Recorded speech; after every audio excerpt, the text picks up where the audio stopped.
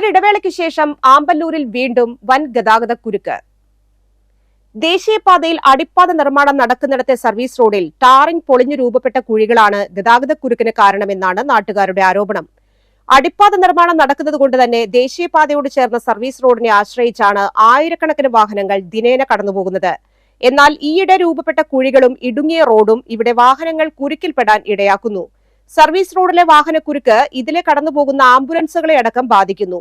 ഇവിടെ ഉണ്ടാകുന്ന ഒരു ചെറിയ തടസ്സം പോലും ആമ്പല്ലൂരിന് തൊട്ടു മുൻപിലുള്ള പുതുക്കാട് സിഗ്നൽ കടന്നുവരുന്ന വാഹനങ്ങൾ കൂടെ ഉൾക്കൊള്ളാൻ കഴിയാത്ത സാഹചര്യമാണ്.